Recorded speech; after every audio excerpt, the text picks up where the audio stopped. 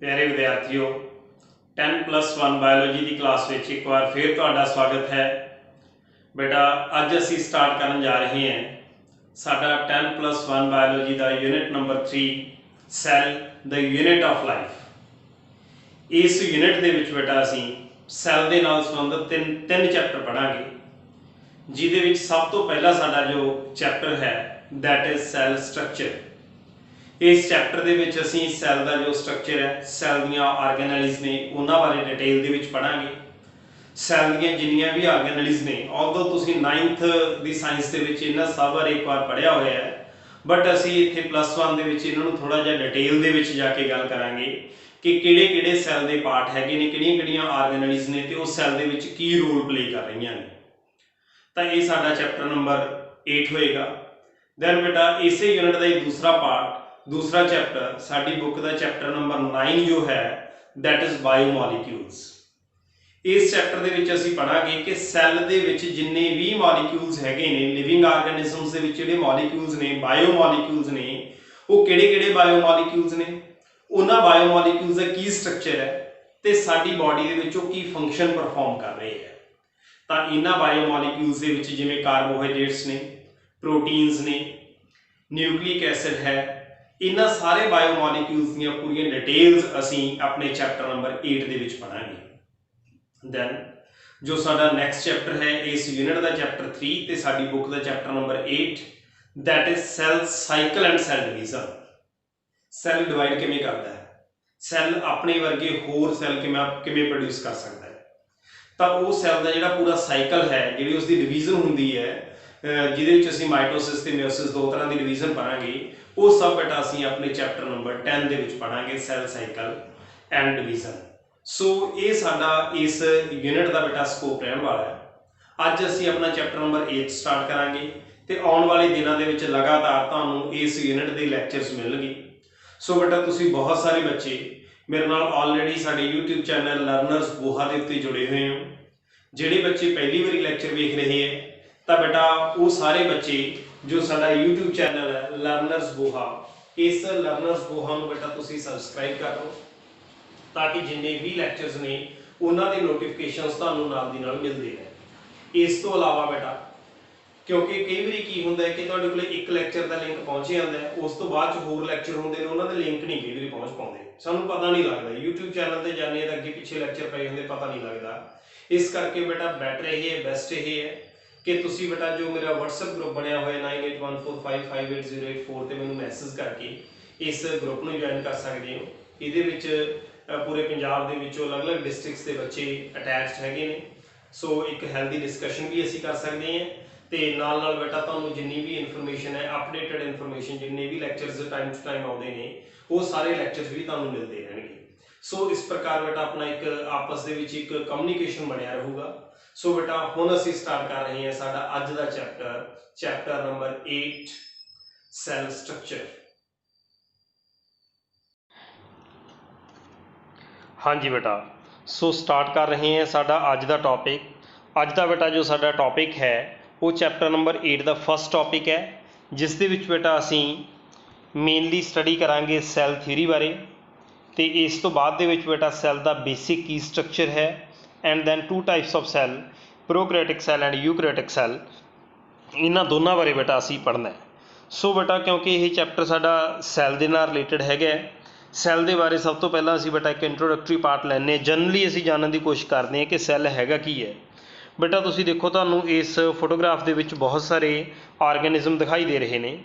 जिन्ने भी बेटा ये ऑर्गेनिज्म तुहानूं इत्थे दिखाई दे रहे हैं, इन्हां दे विचों बेटा सारे ऑर्गेनिज्म का जो असीं बेसिक स्ट्रक्चर देखांगे तो बेसिक स्ट्रक्चर की है कि all of these are composed of cells, सारे सैलों के बने हुए हैं। असीं एक बेसिक ऑर्गेनाइजेशन बेटा ऑलरेडी पढ़ चुके हैं। वो बेसिक ऑर्गेनाइजेशन तुहानूं मैं की पढ़ाई हुई है कि जिहड़ा कोई भी लिविंग ऑर्गेनिज्म है वो काहदा बनया होया, सैलों का बनया होया है। सैलों का बेटा फिर की बन जाता है, टिशू। इक्को जिहड़े सैल हैगे ने काम करने वाले, उन्होंने ग्रुप में असीं टिशू बोल दिंदे हैं। टिशूज़ बेटा इकट्ठे होकर की बनाते हैं फिर ऑर्गन। दैन ऑर्गन तो की बन जाता है ऑर्गन सिस्टम, जिमें अपने को बेटा डाइजैसटिव सिस्टम है, सर्कुलेटरी सिस्टम है, रेस्पिरेटरी सिस्टम है, सारे सिस्टम्स इकट्ठे होकर की बना देंगे बेटा एक ऑर्गेनिज्म। ਇਹਦਾ ਮਤਲਬ ਜਿਹੜਾ ਇੱਕ ਲਿਵਿੰਗ ਆਰਗੈਨਿਜ਼ਮ ਹੈਗਾ ਉਹ ਬਹੁਤ ਸਾਰੇ ਆਰਗਨ ਸਿਸਟਮਸ ਦਾ ਬਣਿਆ ਹੋਇਆ ਹੈ, ਬਟ ਉਹ organ systems ultimately organ tissue ਜਾਂ ਕਾਹਦੇ ਬਣੇ ਹੋਏ ਨੇ, ਸੈਲਸ ਦੇ ਬਣੇ ਹੋਏ ਨੇ। ਇਹਦਾ ਮਤਲਬ ਜਿਹੜੀ ਬੇਸਿਕ ਸਟਰਕਚਰਲ ਯੂਨਿਟ ਹੈ ਨਾ, ਜਿਹਦਾ ਕੋਈ ਵੀ ਲਿਵਿੰਗ ਆਰਗੈਨਿਜ਼ਮ ਬਣਿਆ ਹੋਇਆ ਹੈ, that basic structural unit is called cell. ਹੁਣ ਬੇਟਾ ਇਹ ਸਾਰੇ ਲਿਵਿੰਗ ਆਰਗੈਨਿਜ਼ਮ ਨੇ, ਇਹ ਸਾਰੇ ਬੇਸਿਕ ਸਟਰਕਚਰਲ ਯੂਨਿਟ ਦੇ ਬਣੇ ਇਸ ਯੂਨਿਟ ਦੇ, ਇਹਨੇ ਯੂਨਿਟ ਨੂੰ ਅਸੀਂ ਸੈੱਲ ਕਹਿਤਾ। ਪਰ ਹੁਣ ਤੁਸੀਂ ਇਹ ਸੋਚੋ ਕਿ ਜਦੋਂ ਕੋਈ ਲਿਵਿੰਗ ਆਰਗੈਨਿਜ਼ਮ ਬਣਿਆ ਸੈੱਲਾਂ ਦਾ ਹੋਇਆ, ਇਹਦਾ ਮਤਲਬ ਉਹਦੀ ਬਾਡੀ ਦੇ ਸਾਰੇ ਜਿਹੜੇ ਕੰਮ ਨੇ ਉਹ ਕੰਮ ਵੀ ਤਾਂ ਸੈੱਲ ਹੀ ਕਰਦੇ ਹੋਣਗੇ ਨਾ।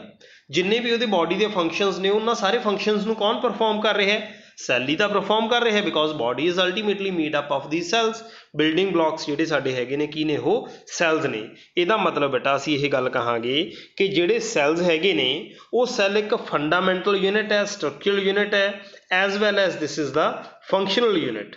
ਸੋ ਫੰਡਾਮੈਂਟਲ, ਸਟਰਕਚਰਲ ਐਂਡ ਫੰਕਸ਼ਨ ਦੋਨੇ ਕੰਮ ਇਹ ਬੇਟਾ ਕਰਦਾ ਹੈ। ਸੈੱਲ ਸਾਡੀ ਬਾਡੀ ਦਾ ਸਟਰਕਚਰ ਵੀ ਬਣਾਉਂਦਾ ਹੈ ਤੇ ਸੈੱਲ ਸਾਡੀ ਬਾਡੀ ਦੇ ਸਾਰੇ ਫੰਕਸ਼ਨ ਵੀ ਕਰਦਾ ਹੈ। ਸੋ ਇਹ ਬੇਟਾ ਇੱਕ ਜਨਰਲ ਗੱਲ ਅਸੀਂ ਕੀਤੀ ਹੈ ਸੈੱਲ ਬਾਰੇ, ਕਿ ਸੈੱਲ ਦਾ ਅਸੀਂ ਇੰਟਰੋਡਕਟਰੀ ਪਾਰਟ ਦੀ ਗੱਲ ਕੀਤੀ ਹੈ। ਹੁਣ ਬੇਟਾ ਜੇ ਗੱਲ ਕੀਤੀ ਜਾਵੇ ਕਿ ਸੈੱਲਾਂ ਦਾ ਸਾਨੂੰ ਪਤਾ ਕਿਵੇਂ ਲੱਗਿਆ ਜਾਂ ਸੈੱਲ ਦੀ ਖੋਜ ਕਿਵੇਂ ਹੋਈ, ਕਿੱਥੋਂ ਸਭ ਤੋਂ ਪਹਿਲਾਂ ਸਾਨੂੰ ਪਤਾ ਲੱਗਿਆ, ਤਾਂ ਬੇਟਾ ਸਭ ਤੋਂ ਪਹਿਲਾਂ ਸਾਨੂੰ ਰੋਬਰਟ ਹੁੱਕ ਨੇ ਜਿਹੜਾ ਹੈਗਾ ਬੇਟਾ ਉਹ ਸੈਲਸ ਡਿਸਕਵਰ ਕੀਤੇ ਸੀ। ਰੋਬਰਟ ਹੁੱਕ ਨੇ ਜਿਹੜੇ ਹੈਗੇ ਨੇ ਬੇਟਾ ਉਹ ਓਕ ਟਰੀ ਦਾ ਜੋ ਬਾਰਕ ਸੀਗਾ, ਟਰੀ ਬਾਰਕ ਦੇ ਵਿੱਚੋਂ ਸੈੱਲ ਉਸਨੇ ਡਿਸਕਵਰ ਕੀਤੇ ਸੀ। ਦੈਨ ਜਿਹੜਾ ਲਿਵਨ ਹੁੱਕ ਸੀਗਾ, ਲਿਵਨ ਹੁੱਕ ਨੇ ਸਭ ਤੋਂ ਪਹਿਲਾਂ ਇਹਨਾਂ ਸੈਲਸ ਨੂੰ ਆਬਜ਼ਰਵ ਕੀਤਾ ਸੀ।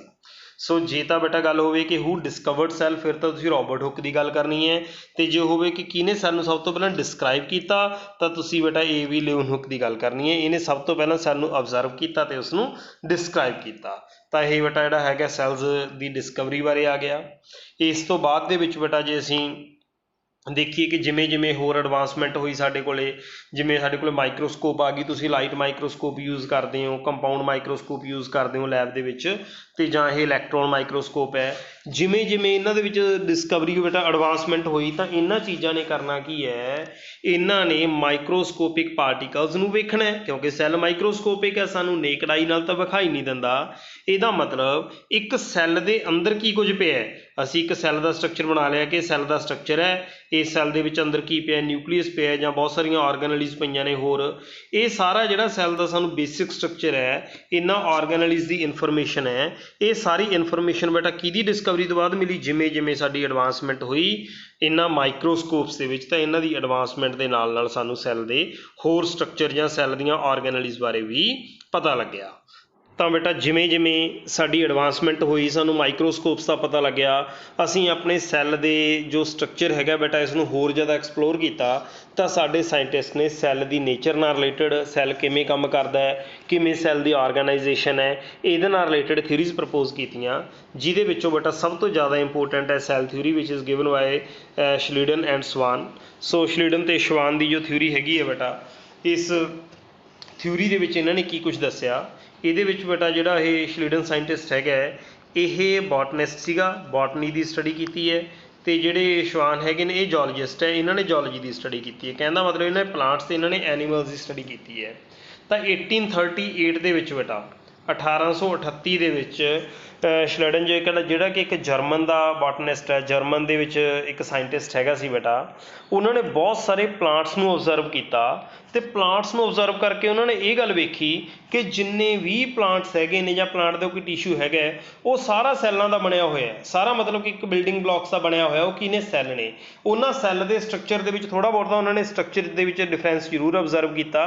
ਤਾਂ ਉਹਨਾਂ ਨੇ ਇਹ ਗੱਲ ਕਹੀ ਕਿ ਜਿਹੜੇ ਪਲਾਂਟਸ ਨੇ these are composed of different kinds of cells, ਤੇ ਅਲੱਗ-ਅਲੱਗ ਤਰ੍ਹਾਂ ਦੇ ਸੈੱਲਾਂ ਦੇ ਬਣੇ ਹੋਏ ਨੇ। But at the same time ਜਦੋਂ 1838 ਦੇ ਵਿੱਚ ਇਹਨਾਂ ਨੇ ਇਹ ਕੀਤਾ, ਤਾਂ ਐਟ ਦਾ ਸੇਮ ਟਾਈਮ 1839 ਦੇ ਵਿੱਚ ਜੋ ਸਵਾਨ ਸੀ ਇਹ ਬ੍ਰਿਟਿਸ਼ ਦੇ ਜੋਲੋਜਿਸਟ ਨੇ, ਇਹ ਬ੍ਰਿਟਿਸ਼ ਦੇ ਸੀਗੇ, ਤਾਂ ਇਹਨਾਂ ਨੇ ਜੋਲੋਜੀ ਦੀ ਸਟੱਡੀ ਕਰਦੇ ਸੀ, ਐਨੀਮਲ ਸੈਲਸ ਦੀ ਸਟੱਡੀ ਕੀਤੀ ਸੀ।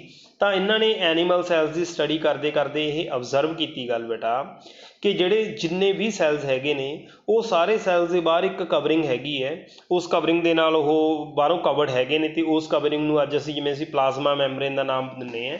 ਇਹਦਾ ਮਤਲਬ ਇਹਨਾਂ ਨੇ ਇਹ ਗੱਲ ਕਹੀ ਕਿ ਸਾਰੇ ਜਿਹੜੇ ਸੈਲਸ ਨੇ ਉਹ ਮੈਂਬਰੇਨ ਬਾਉਂਡ ਨੇ, ਉਹਨਾਂ ਦੇ ਬਾਹਰ ਇੱਕ ਮੈਂਬਰੇਨ ਲੱਗੀ ਹੋਈ ਹੈ ਜਿਹੜੀ ਇਹਨਾਂ ਨੂੰ ਐਕਸਟਰਨਲ ਇਨਵਾਇਰਮੈਂਟ ਤੋਂ ਸੈਪਰੇਟ ਕਰਦੀ ਹੈ।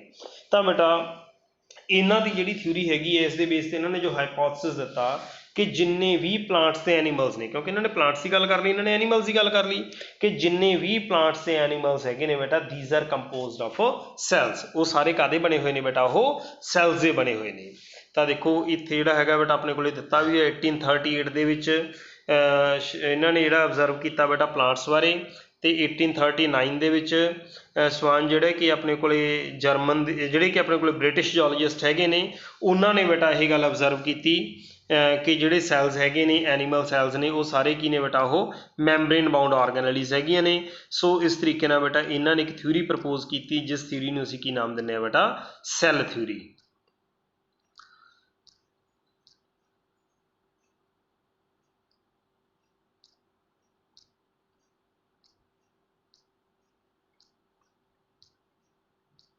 हाँ जी बेटा, सो ये आप इत्थे पढ़ रहे सी कि इन्हां दी थ्योरी जिहड़ी हैगी है किस तरह इन्हां ने प्रपोज की।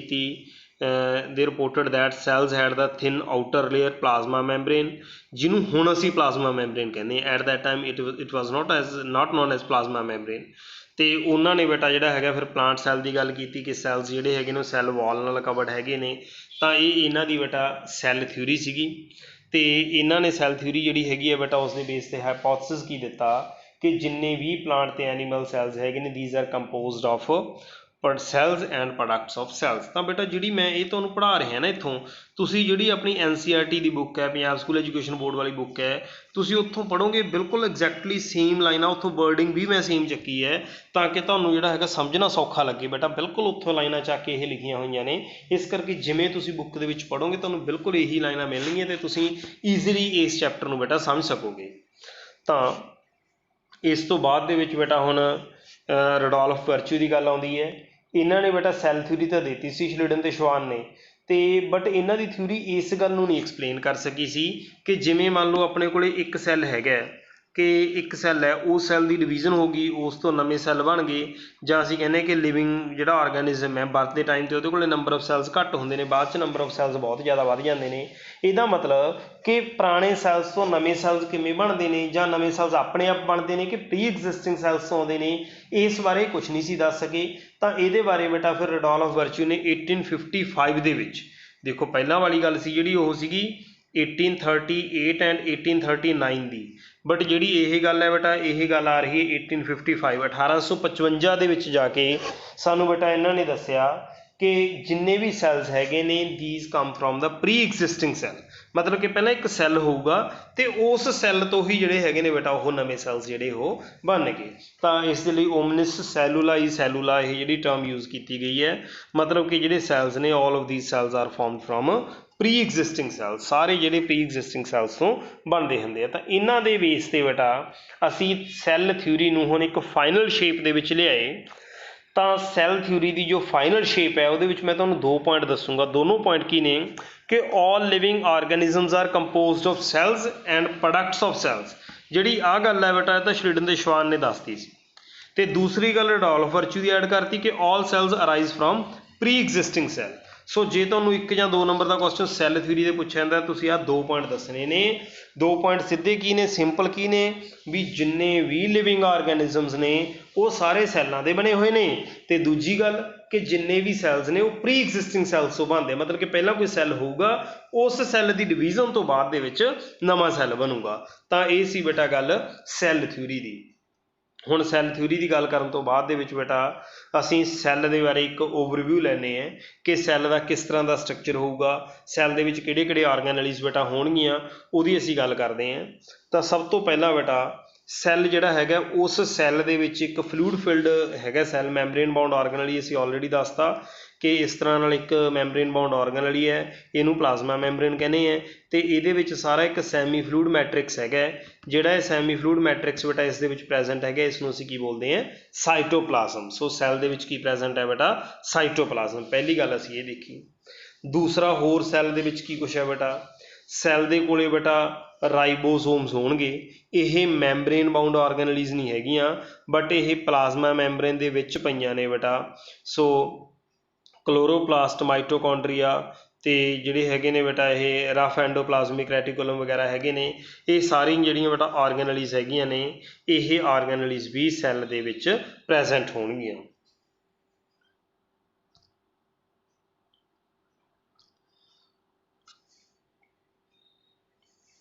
ਤਾਂ ਬੇਟਾ ਹੁਣ ਸੈੱਲ ਦੇ ਜਿਹੜੇ ਹੈਗੇ ਨੇ ਬੇਟਾ ਇਹਦੇ ਥੋੜ੍ਹੇ ਜਿਹੇ ਆਪਾਂ ਫੈਕਚੁਅਲ ਇਨਫੋਰਮੇਸ਼ਨ ਲੈਣ ਤੋਂ ਪਹਿਲਾਂ ਤੁਹਾਨੂੰ ਮੈਂ ਇੱਕ ਵਾਰੀ ਜਿਹੜਾ ਓਵਰਵਿਊ ਲਿਆ ਸੀ ਜਿਹਦੇ ਵਿੱਚ ਮੈਂ ਦੱਸਿਆ ਕਿ ਰਾਈਬੋਸੋਮਸ ਪ੍ਰੈਜ਼ੈਂਟ ਨੇ ਜਾਂ ਸਾਈਟੋਪਲਾਜ਼ਮ, ਥੋੜ੍ਹਾ ਸਿੰਪਲੀਫਾਈ ਕਰਕੇ ਆਪਾਂ ਪੜ੍ਹਨ ਦੀ ਕੋਸ਼ਿਸ਼ ਕਰਦੇ ਹਾਂ।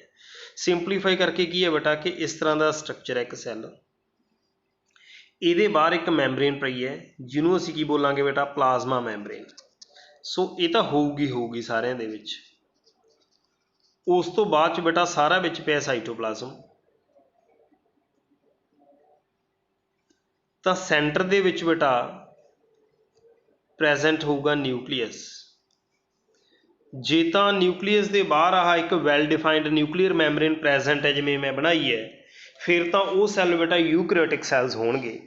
ਜੇ ਇਹ ਵੈਲ ਡਿਫਾਈਨਡ ਨਿਊਕਲੀਅਸ ਨਹੀਂ ਹੈਗਾ, ਨਿਊਕਲੀਅਰ ਮੈਂਬਰੇਨ ਪ੍ਰੈਜ਼ੈਂਟ ਨਹੀਂ ਹੈਗੀ, ਜੈਨੇਟਿਕ ਮਟੀਰੀਅਲ ਐਵੇਂ ਪਿਆ ਹੈ, ਤਾਂ ਬੇਟਾ ਅਸੀਂ ਉਸਨੂੰ ਪ੍ਰੋਕੈਰੀਓਟਿਕ ਸੈੱਲ ਕਹਾਂਗੇ। ਤੇ ਆਲੇ ਦੁਆਲੇ ਬੇਟਾ ਇਸ ਦੇ ਵਿੱਚ ਬਹੁਤ ਸਾਰੀਆਂ ਆਰਗੈਨਲੀਜ਼ ਨੇ, ਜਿਹਦੇ ਵਿੱਚ ਰਾਈਬੋਸੋਮਸ ਹੈ, ਮਾਈਟੋਕੌਂਡਰੀਆ ਹੈ, ਕਲੋਰੋਪਲਾਸਟ ਹੈ, ਐਂਡੋਪਲਾਜ਼ਮਿਕ ਰੈਟੀਕੂਲਮ ਹੈ। ਤਾਂ ਇਹ ਹੋ ਗਈਆਂ ਬੇਟਾ ਸੈੱਲ ਆਰਗੈਨਲੀਜ਼। ਇਹਦਾ ਮਤਲਬ ਮੈਂ ਮੋਟੇ ਜਿਹੇ ਤੌਰ 'ਤੇ 3 ਪਾਰਟ ਇਸ ਦੇ ਮੰਨ ਲਏ।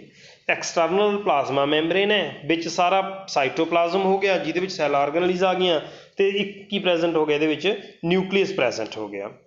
ਸੋ ਇਹ ਬੇਟਾ ਇਹਦੇ ਬੇਸ ਦੇ ਉੱਤੇ ਕਿ ਕਿਹੜੀਆਂ ਆਰਗੈਨਲੀਜ਼ ਕਿਹੜੇ ਸੈੱਲ ਦੇ ਵਿੱਚ ਪ੍ਰੈਜ਼ੈਂਟ ਹੈਗੀਆਂ ਨੇ, ਮਾਈਟੋਕੌਂਡਰੀਆ ਕੀ 'ਚ ਹੈਗਾ, ਉਸ ਬੇਸ ਦੇ ਉੱਤੇ, ਜਾਂ ਨਿਊਕਲੀਅਸ ਇੱਕ ਵੈਲ ਡਿਫਾਈਨਡ ਨਿਊਕਲੀਅਸ ਹੈ ਜਾਂ ਨਹੀਂ ਹੈ, ਇਸ ਬੇਸ ਦੇ ਉੱਤੇ 2 ਤਰ੍ਹਾਂ ਦੇ ਸੈੱਲ ਬਣ ਗਏ, ਪ੍ਰੋਕੈਰੀਓਟਿਕ ਸੈੱਲ ਤੇ ਯੂਕੈਰੀਓਟਿਕ ਸੈੱਲ, ਜਿਨ੍ਹਾਂ ਬਾਰੇ ਅਸੀਂ ਅੱਜ ਦੇ ਲੈਕਚਰ ਦੇ ਵਿੱਚ ਬਹੁਤ ਜ਼ਿਆਦਾ ਡਿਟੇਲ ਦੇ ਵਿੱਚ ਪੜ੍ਹਨ ਵਾਲੇ ਹਾਂ।